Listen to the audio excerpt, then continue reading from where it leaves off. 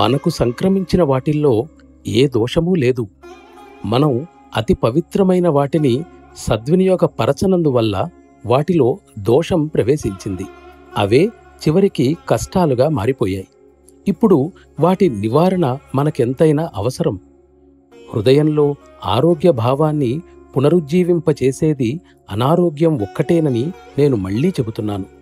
సత్తత్వ యథార్థ స్వభావానికి వ్యతిరేకమైన ఈ దుఃఖాలు దృఢమై శక్తివంతంగా ఎలా అవుతున్నాయో చూద్దాం. ఇవి మన ఆధీనంలో ఉండటం వల్ల మన నుండే శక్తిని పొందుతున్నాయి. ఇతర విషయాలు దైవం ఆధీనంలో ఉండడం వల్ల దైవం నుండి శక్తిని పొందుతున్నాయి.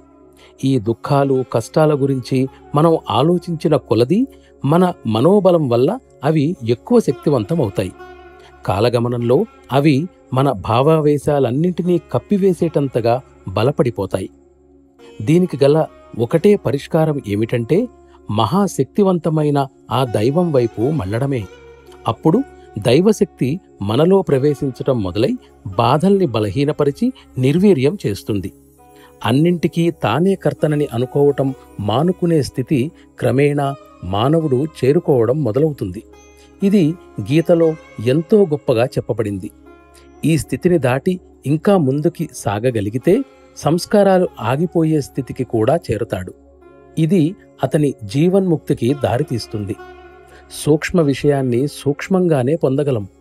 దుఃఖాలు బ్రహ్మానంద స్థితికి వ్యతిరేకమని సాధారణంగా అందరూ అనుకుంటారు. కాని అవే మన హృదయంలోని సత్యం యొక్క చేతనను కలిగిస్తాయి. శాంతి పదం వైపు, అభివృద్ధి వైపు మనం మళ్ళడానికి అవే సహాయపడతాయి.